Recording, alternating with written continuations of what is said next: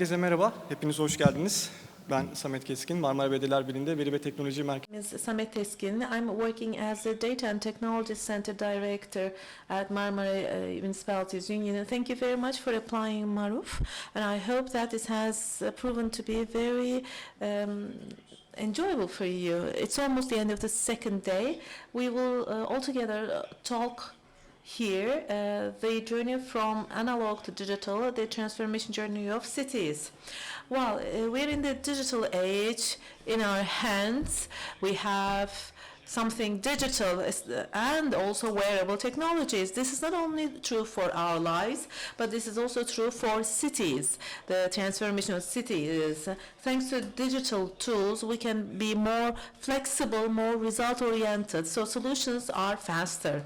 In this session, we will talk about digitalization, what digitalization brings to us, good practices, and the transformation of cities. Their contribution to urban life. I'd like to introduce the panelists. Cüneyt, Yılmaz, IT Manager, Bağcılar Municipality. Özcan, Ersoy, Sales and Marketing Manager as INTETRA. Sophie, UNITAC, HafenCity, Hamburg University, Academic Leader at the City Science Lab. We have an app, and you can use the app to send your questions, but that's not a must. Digitalization is there to make our lives easier. You can still use a microphone to pass on your questions. Now I'm going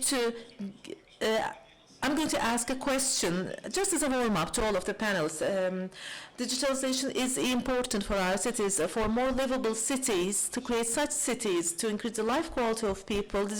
What does digitalization offer to us? I'd like to start with Sophie first.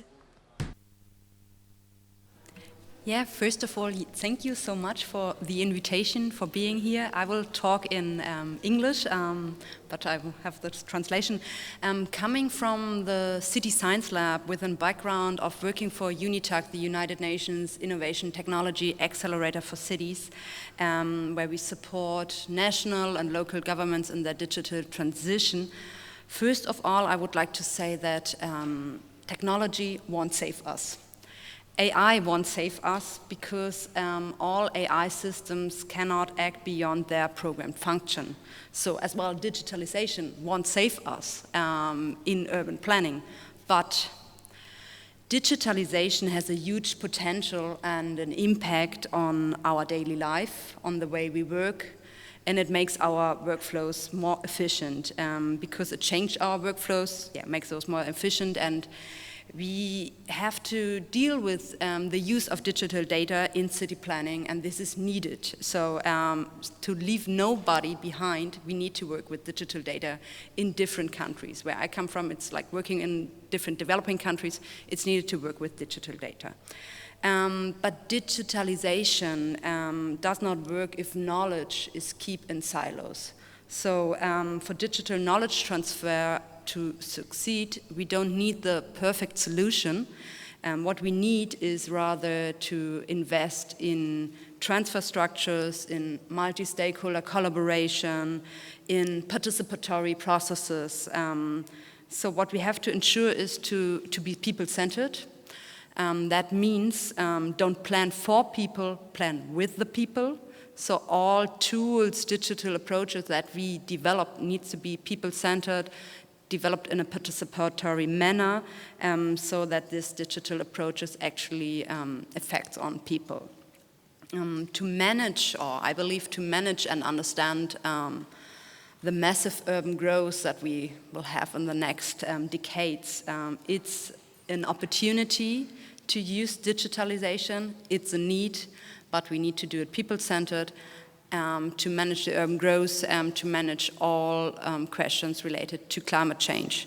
So data or data-driven solutions can help us to take the right decisions, but we still have to think ourselves as planners, as urbanists.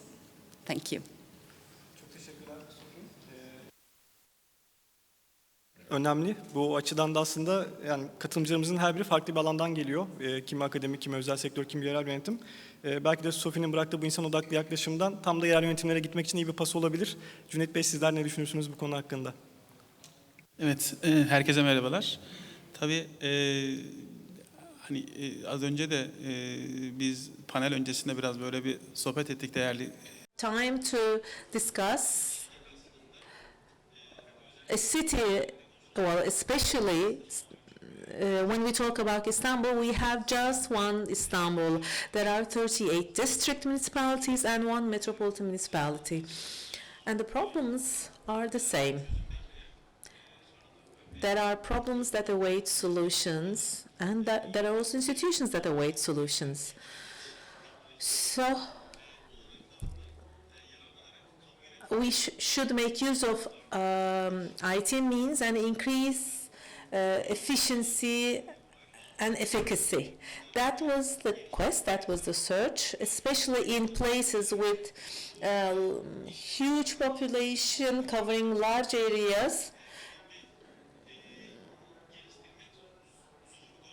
Manual work makes it difficult to manage things. Going manual, making it in the conventional way, does not mean that we should go digital in all of those means. Maybe in the second round, we could discuss it in greater length and detail. Use of IT technologies in every sense of the word makes that transformation a need. So e-state and society of information.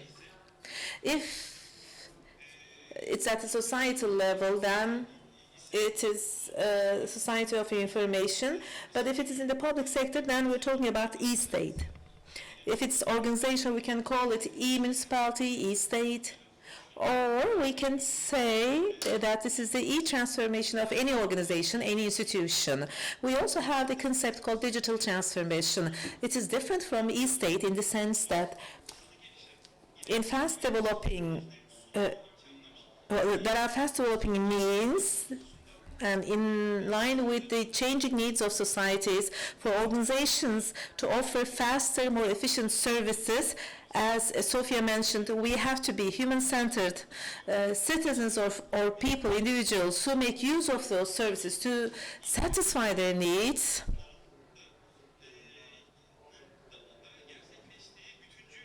We have to have a holistic approach in achieving that transformation.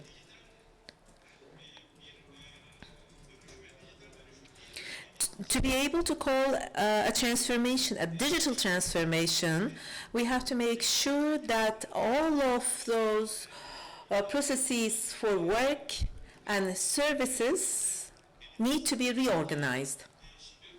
That's all for the time being that I'd like to say. Thank you very much for your contribution. I'd like to ask the same question to Özcan. He's from the private sector.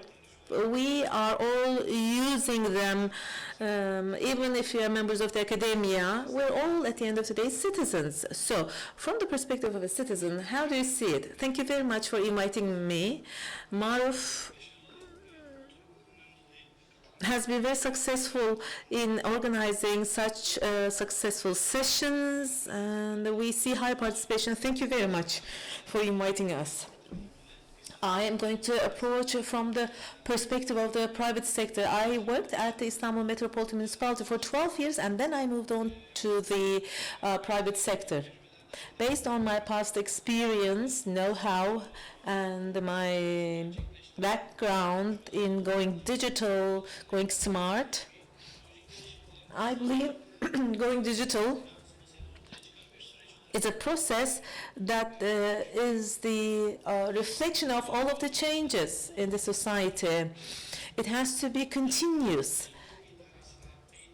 So public sector, education, health, faster access to all of those services is achieved through digital transformation.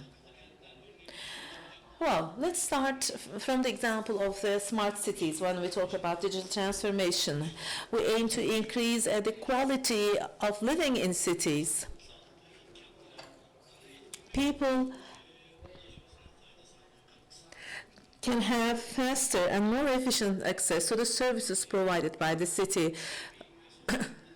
As Sophia and Cüneyt said, you have to focus on the people. It has to be human-centered, people-centered.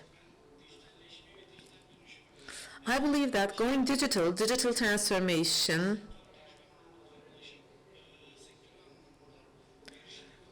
means being accessible, or being efficient. It's something indispensable of our lives. Thank you very much for your contribution. Well, this session focuses on local action. The purpose is to disseminate good practices so that other people can benefit from it. We have common problems,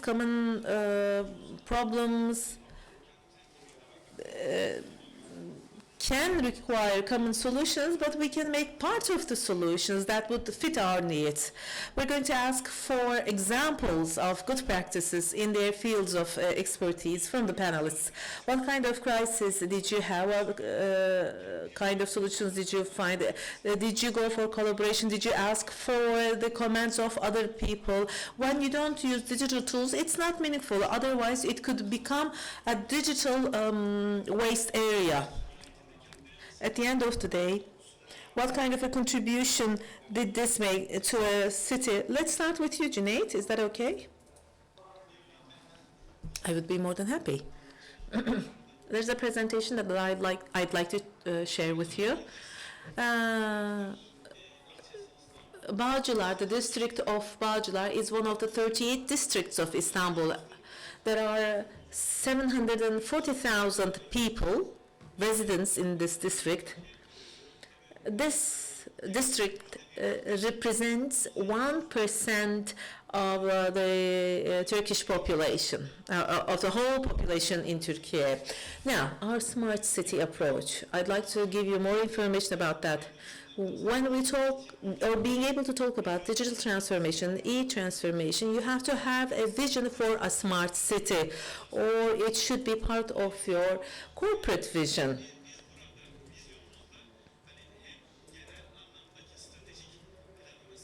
We need to have a strategic plan in place, and our governance of that smart city should match with the resources available to us.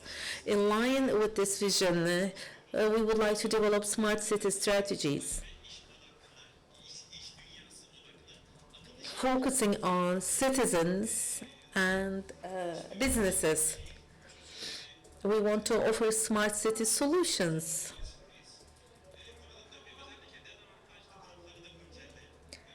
Disadvantaged groups are prioritized, or elderly, or migrants, refugees, or poor people.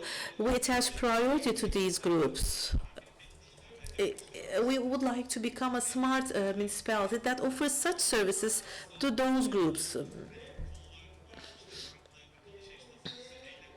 Well, we have a smart city strategy and action plan.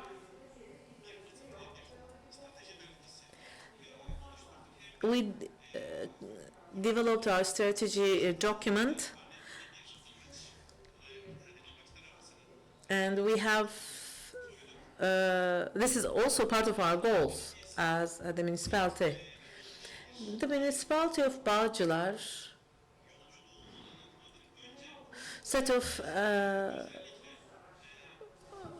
on a journey, digital journey, but I can say that our level of maturity in terms of going digital is quite high.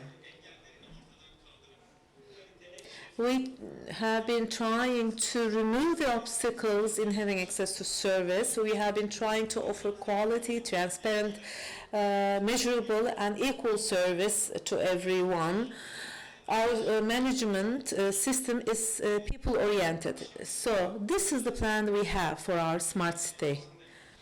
At our municipality, when out of 5 applications made to the municipality, 4 are received through digital tools, digital means.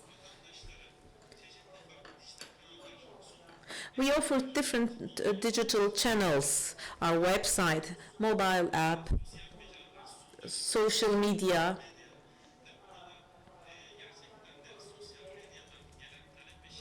the demand and requests and complaints collected through social media, these are very important, and we have been making use of many technological tools. So there is an IMS, information management system, that we use.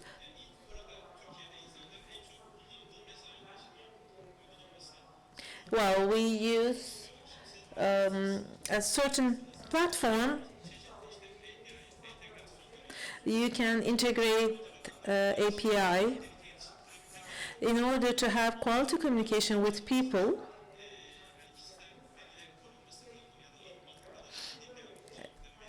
There is a GDPR regulation in Europe. You have to comply with the requirements of that regulation.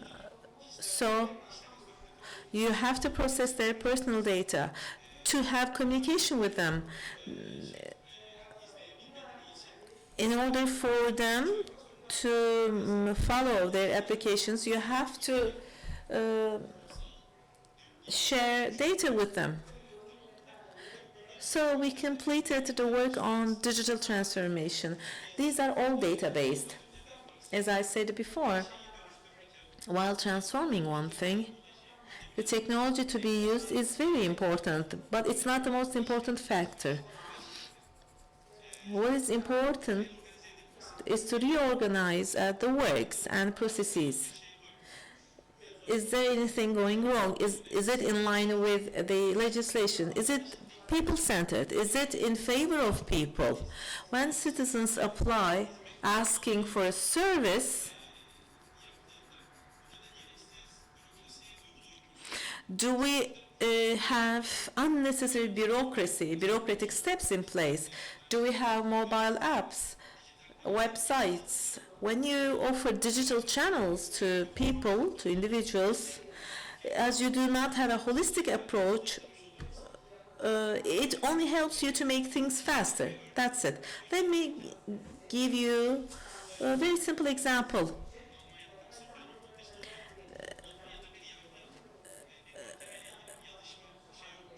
A colleague of mine had correspondence with the judiciary in Germany. Everything is done through normal postal service. So you send letters in Germany.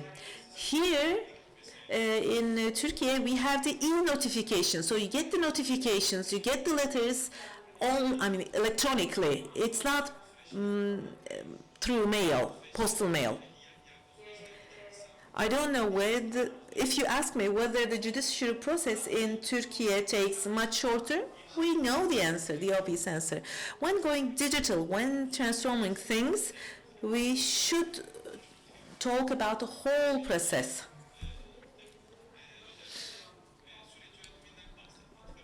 We talked about process management. I don't have much time, so I'm not going to go into all of the details. I'm just going to give you information about our practices.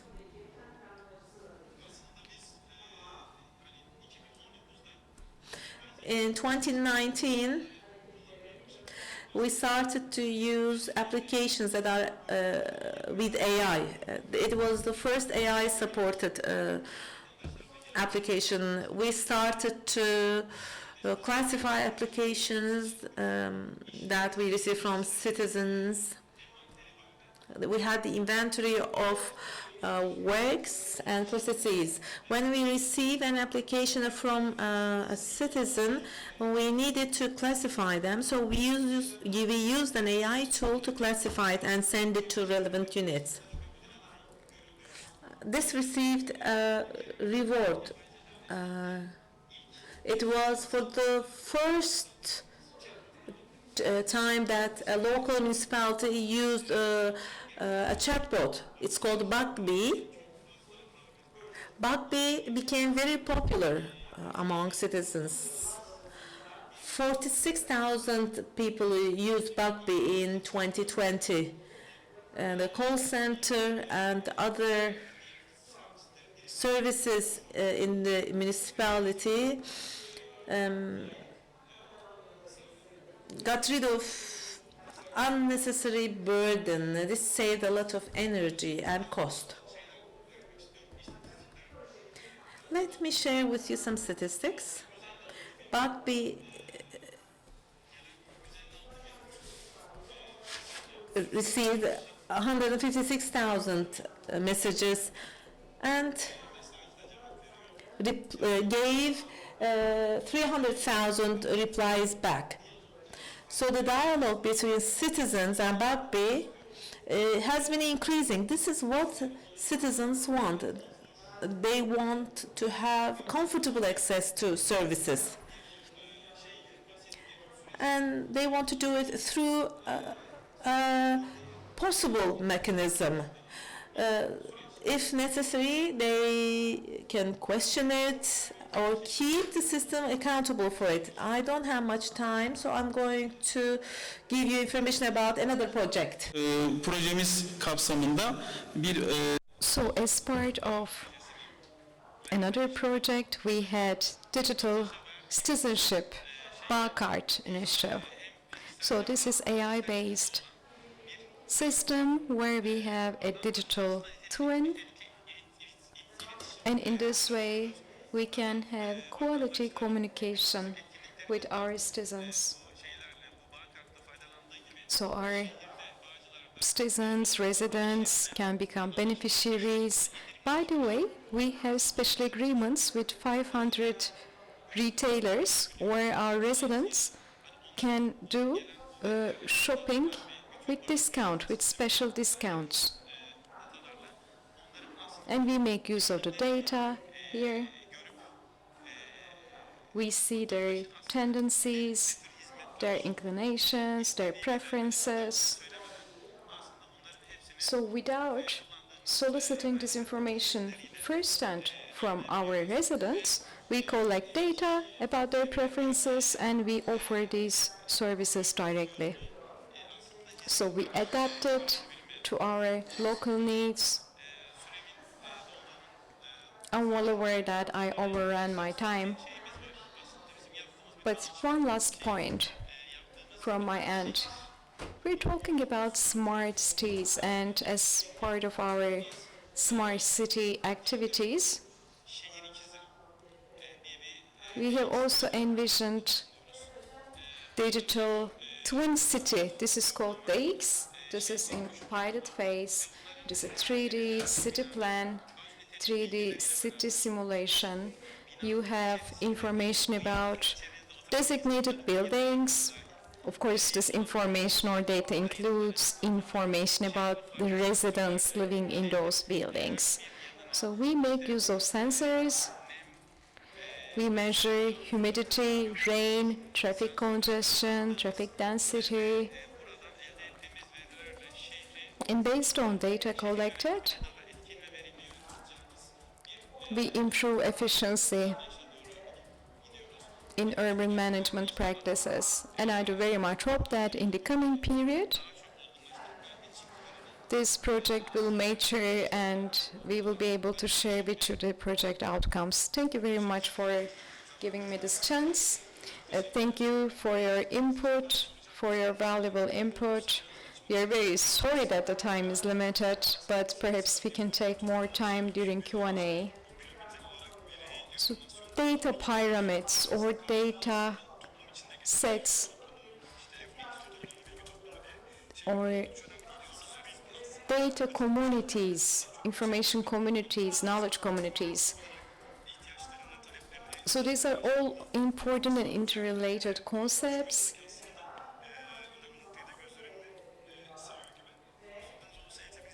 And they also underpin the transformation and transition processes. Let me now turn to Mr. Özcan Ersoy. We know that private sector has its own practices. Private sector also supports municipalities and non-governmental organizations. What is your take on these issues? I have a presentation.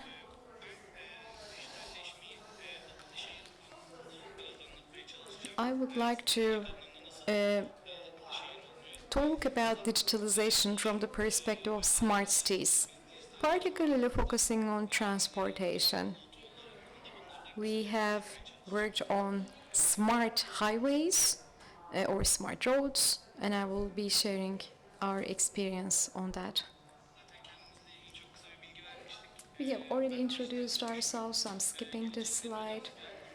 Digital transformation journey needs to embrace smart digitalization, and it needs to be aligned with a clear vision for the future. So we should be starting this journey with an asset, and from there we should have smart assets, smart connected assets. So the smart connected assets will be collecting data, processing data, and share this data publicly with all relevant stakeholders. As Sophie and Mr. Cüneyt Yılmaz mentioned, of course, human factor comes to the fore here.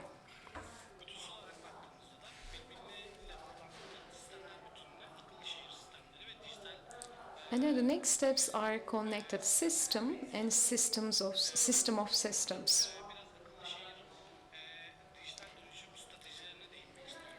And now I would like to talk about digital transformation strategy for cities.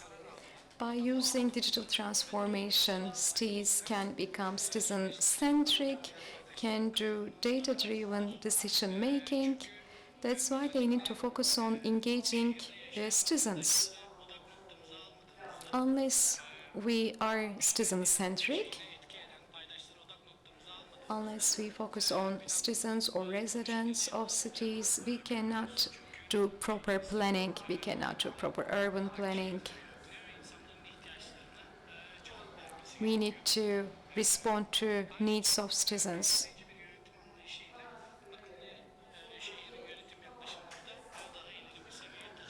And through comprehensive methods, we can take urban planning to a next level. As acknowledged by all fellow panelists, we need to understand the needs of our citizens. We need to respond to their expectations. And in this way, we can ensure their engagement, and while doing so, we should pay attention to maintaining or preserving cultural heritage of cities. So if the private sector wants to become successful in that, and if private sector wants to be sustainable, we need to work through data. And we can collect data by means of sensors, SAP, ERP, our softwares we use for digital asset management. Sustainability is key here, because one can always be successful, but it should not be one-off. We should think smart. We should ensure sustained comfort for citizens. Innovation and entrepreneurship is another important bullet point here. We have smart transportation systems as part of our startup activities. We support startups that use smart technologies and that bring benefits for public, for the common good. We have an office in Denmark, and together with the University of Copenhagen, we are collaborating on a project where we use their labs too. So another bullet point is collaboration. Here we collaborate with civil society, all sorts of stakeholders, all citizens, residents whose lives are impacted. So for a proper planning, we need collaboration. And last bullet point is resilience. This is the key motto of digital transformation strategy. And when we talk about resilience here, we imply earthquake resilience, disaster resilience, and all sorts of resiliences, in fact, cultural heritage, preservation, environmental resilience, maintaining human behavior. So resilience is required in all these aspects. So this slide is about the digital city, sustainable governance. Everyone aims to ensure a sustainable management driven by data. But this would require proper urban planning, one that takes into account all layers, all elements of cities. I was talking to a colleague in our Denmark office, and he actually cited a Danish proverb. Mom, I didn't have time to write you a short letter. Excuse me, Mom, I didn't have the time to write you a short letter. So I think this is very illustrative, very telling.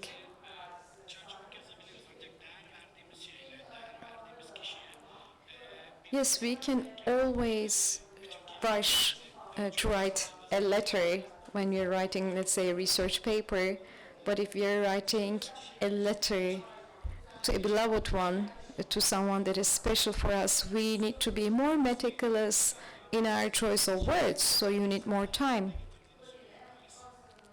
So we can take this approach in urban planning too.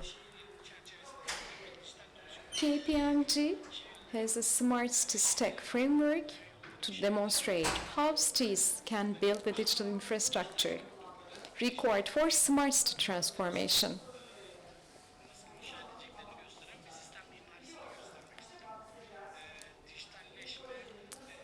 Yes, digitalization will bring new tools and instruments for cities, but unless we have the right approach in infrastructure planning, we cannot plan superstructure properly. That's an important argument I wanted to share. So now let me tell you more about our group, INTETRA group. We focus on smart roads because digital highways are the future.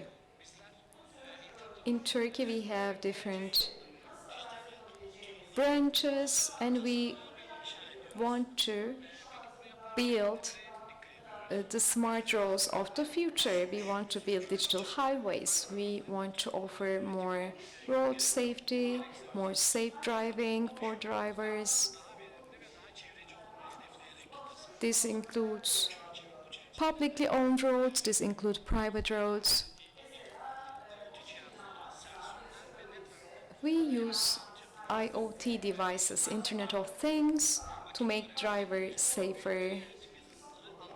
And we also combine them with large-scale sensors, solar panels, software infrastructure. This is how we envision the future of road infrastructure.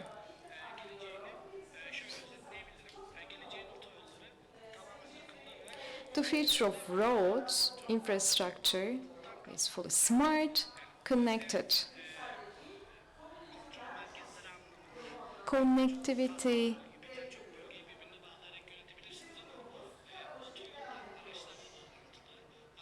does not only mean connected vehicles. Vehicles are connected to devices, humans, drivers, so everything is interconnected with one another. The digital highways of tomorrow is a very important step forward in Europe and elsewhere, but we definitely need electric priority lane for charging. We need a large storage area because we have many sensors And these data collected by sensors need to be stored in data storages. We're talking about data in high volume.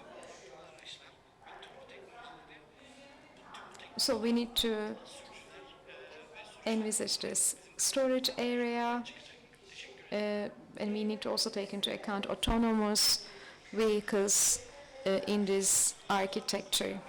We would like to thank Mr. Özcan Ersoy for this valuable contribution.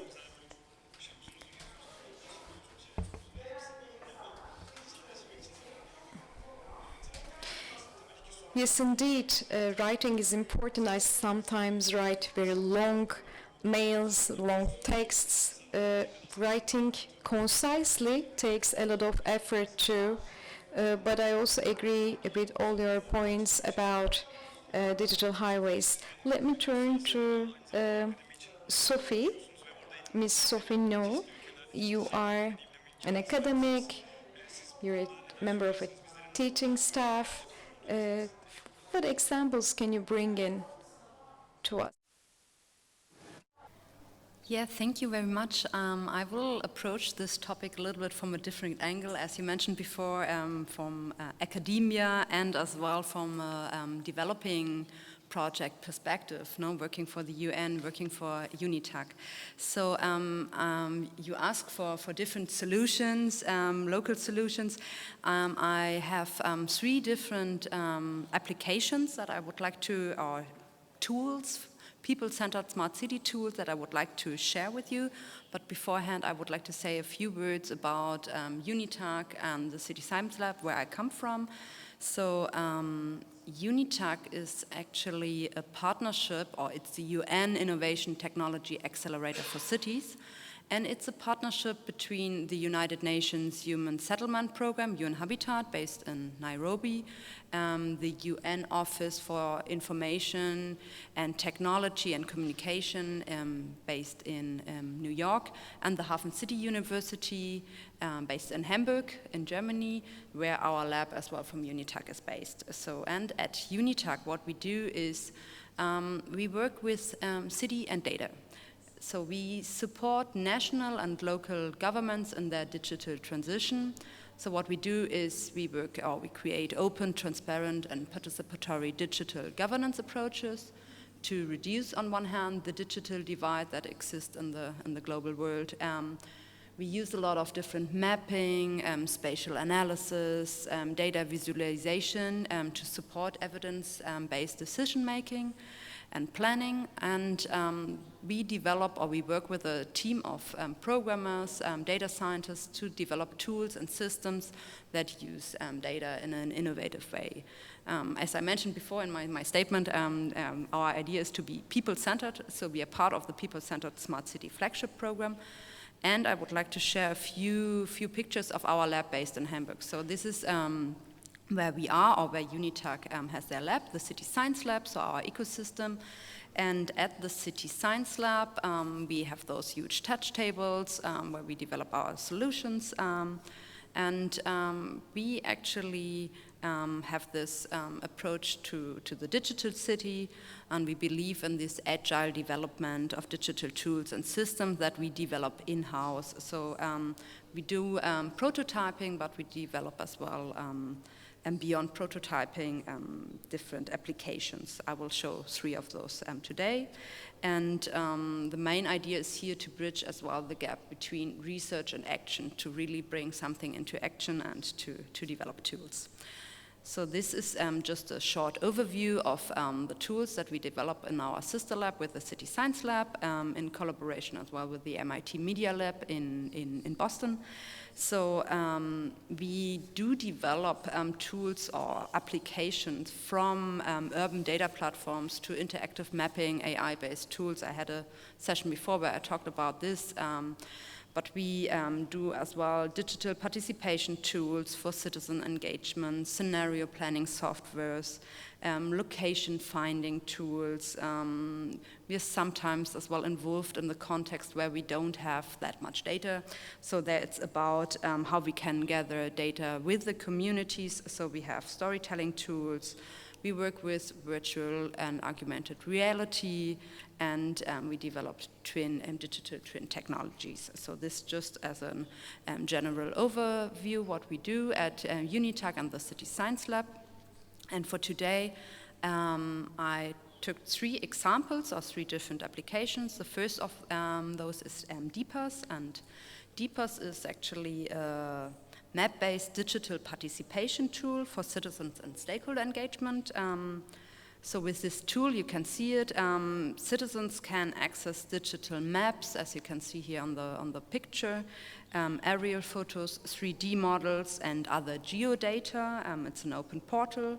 And citizens can provide their feedback and ideas related to planning issues. So the tool combines on-site and online participation, so you can access it on your cell phone, on your personal device, or you can use it in a workshop setting, like as on the picture, being around a map. So actually, this tool is used wherever the city wants to enter into an exchange with citizens. For example, in Hamburg, they used it planning path roads for bike lines, and asking the citizens where are the best places to place those. So this tool was developed together with the City Science Lab and the City of Hamburg, but with UNITAC, we also used it abroad. So we had a first workshop with DPAS in Botswana in Southern Africa. And here the idea was to foster digital public participation, to develop a river corridor, a master plan for a river corridor in Gaborone for more resilient planning. And so the idea was to improve flooding and extreme weather conditions there, related to feedback from the communities. So this is one tool that we have been using in Germany a lot and as well abroad. And another application I would like to showcase here today is COSI. And COSI is a cockpit for social infrastructure. And it's a little bit different tool because it's not a tool for citizens engagement, it's more a tool for planners, for experts. So it's a digital planning support tool that helps to identify planning needs and to accelerate processes in areas of urban social infrastructure. This tool combines, on one hand, statistical data and geodata for urban planners, and it combines the power of a data platform with a scenario planning software. So I will show a few examples. So with this tool or with this map-based web application, we can visualize data in different ways. So we can include maps, charts, and tools. And the tool has a variety of analytical functions, such as demographic, social correlations, relationships between existing infrastructure and target groups. And we have as well analysis functions. So the tool allows to simulate the impact and effects of potential measures. So or interventions, for example, we can use the tool to identify location for potential interventions.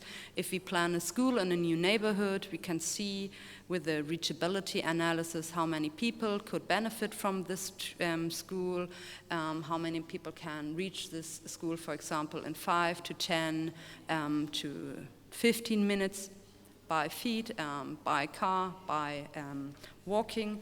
So this is actually a tool that we developed to support urban planning and decision making in urban planning. Another tool I already presented today in a different session, I just make it short, is the BEAM tool. The BEAM tool is an application that we develop, or it's the Building and Establishment Automated Mapper. It's an application based on AI we developed to map informal settlements and the growth of informal settlements. This was a pilot project we developed with the city of Itiquini in South Africa, and the idea was to map informal settlements or to accelerate the mapping of informal settlements on aerial images. And so we developed a tool, very user-friendly, where you select an input folder, you select a model, you select an output folder, and then you run the building detection, and you get shape files of all buildings that are present in a given image. This is how it looks like. So you have a tool that marks all pixels in aerial images, and it provides the city then with up-to-date GIS layers to detect informal settlements and the growth of or the urban sprawl of cities. So here with this tool, we could achieve to automate and accelerate mapping processes, in this case in the city of Itiquini, but we're trying to train it further for other cities. So here we could, or are able to map the whole city of Itiquini, a city of 3 million people in 72 hours.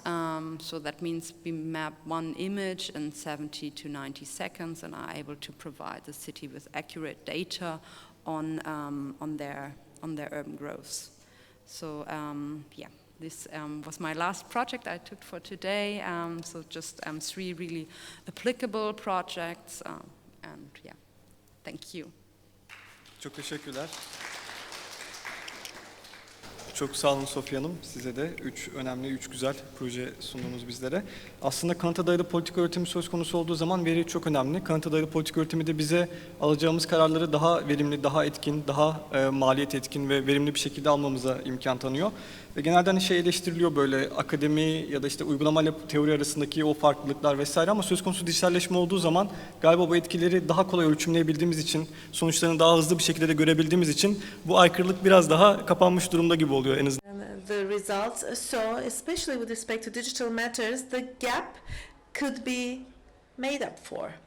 Let's move on to the Q&A session. There is one question that we received via the app, but if you want to ask other questions, if the floor wants to ask questions, just raise your hand. At Bağcılar Municipality, is there an attempt for going digital at Bağcılar University for before and after a disaster? Well, in case of emergency, this app was prepared specifically for that. The purpose was to update the building stock, building inventory stock at Bağcılar Municipality, preparing the inventory of all of the structures in the municipality. How many of them have a license, the risk status, the year of construction,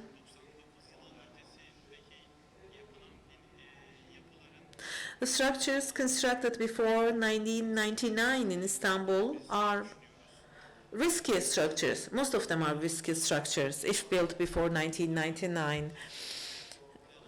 We have a plan to be prepared for disasters. So we developed an IMS, information management system, to plan what to be done before and after a disaster. Just like an MIS, it has been planned which groups will do what, and the communication with citizens has to be fast. So for disasters, we identified assembly areas. These are available, this information is available in our guides.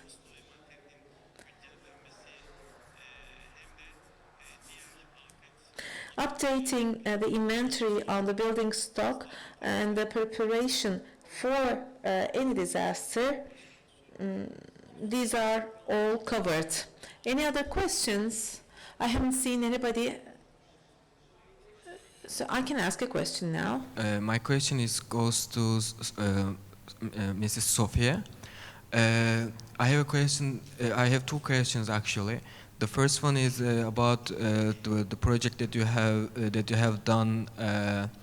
It's the data that you collect from the developers of a city about the city planning issues or proposals. So in this regard, is it transparent for the digital? Is it all the data that you collected from the developers, from the citizens? Is it transparent to all? Is it like open source, let's say? And my second question is that digital participation, like the participation in planning. It's a very trending topic, but at some point it doesn't seem to be profitable to the market, even though it is in the end. But at this short step, it seems to be not profitable. So my question is that in such a kind of technologies that you are developing, how do you get funds,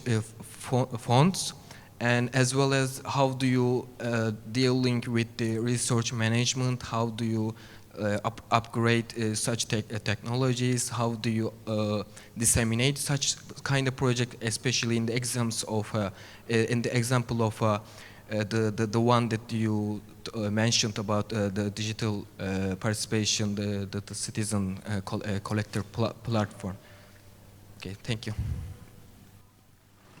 Yeah, thank you very much for your question. Your first question about if the data and the tools are open source. Yes, data is open source, and you can, even with the participation tool, you can access it from your cell phone. You can access it on the web browser. It's a web-based application, and you can see it. You can see the charts and everything. And as well, the tools are open source. All the tools that we develop are open source, so you can, as well as a different municipality, use those. You need always to adapt tools to certain circumstances, because technologies are used different in Germany than in Turkey, or for example, when we came with the DPAS digital participation tool to Botswana, we need not only to do a translation, we need to as well see, okay, do people understand to read a map to base their comments on it, or do we need to put some landmarks on this map, no? This to your first question, all the data that is collected on the COSI tool, the Cockpit for Social Infrastructure, it's as well based on, in Hamburg we have an open data policy, so we have a lot of data available. In the context where I'm working in different African countries, it's totally different. You have data available, but this is mostly paper-based and not digital, so you have to digitalize it. It's really difficult, so there is a lack of digitalized data, because there is a lot of data everywhere, but not in the right format. So this is actually difficult to use a few tools if you don't have the data accessible, no? To your second question, as I work in the developing sector and for UN Habitat in a collaboration with the City Science Lab, there's a lot of funding for digital tools. I think if I talk to other colleagues who are working in different research fields, there's a lack of funding. But if you want to invest, or if you want to investigate in digital smart city, people-centered smart city, digital technologies, twin technologies, there are a lot of funds, because cities, municipalities, countries need to be up to date with their data and their strategies, and it's super important to leave no one behind there. We got from UNITAC, we got seed funding from the German Ministry for Foreign Affairs. We got seed funding as well from the BMZ, Ministry for Economic, but then working for the UN, the UN has member states, and member states are financing projects. But what we would like to achieve is that we invest more in digital capacity building to train other people in the field, GIS experts and programmers, that they can use the tools and develop them further, because actually this is the main gap where you need the funding for. Benim sorum Bağcılar'la ilgili olacak. Şöyle işte dijitalleşme ile ilgili birkaç geliştirdikleri sistemden bahsetmişler beyefendi ama uygulama projesi yok galiba. Bunun uygulama boyutu nasıl olabilir? Ben bunu çok merak ediyorum. Onun dışında bir diğer sorum da hani afetle ilgili bu sistem üzerinden verileri elde edip daha sonrasında bir dönüşüm süreci gerçekleştireceğinizi belirtiyor. And there is going to be transformation. As you know, such projects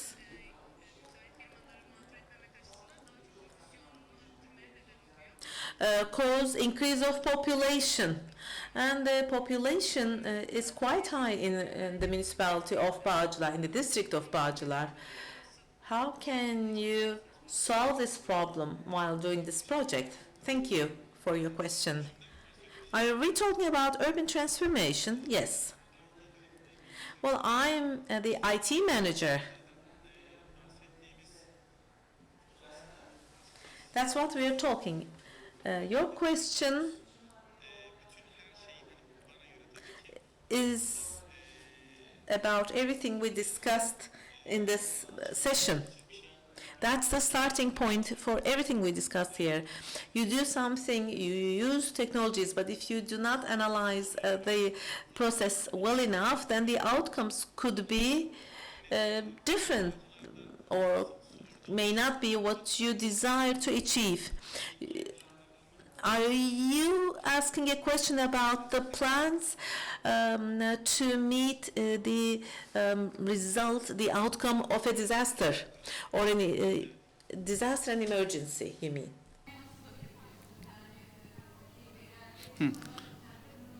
Evet, şimdi bunun doğru soruyu şimdi daha iyi anladım. Yani bunun uygulaması zaten hani kentsel dönüşümle ilgili. With respect to urban transformation, and to set up resilient cities together with our stakeholders by doing the right work and right planning, by providing them with the correct information, by getting them on board.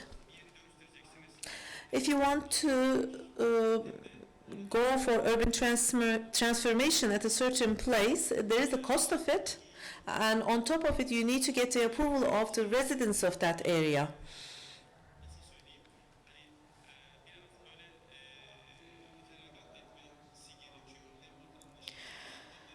Well, citizens and other stakeholders, they have to make some sacrifices. One of the important things that need to be solved is this. In Bağcılar, we have some reserve areas.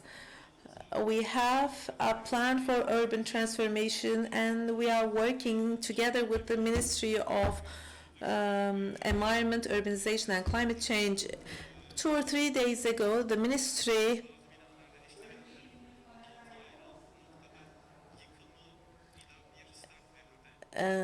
initiated a project for knocking down risky buildings in 6 different areas. And the people living in those areas will be moved to the new structures that we will build in reserve areas. The projects need to be parcel-based, so we're not going to just transform the building. We are trying to create a livable city in those areas, security and urban furniture that we are going to use there.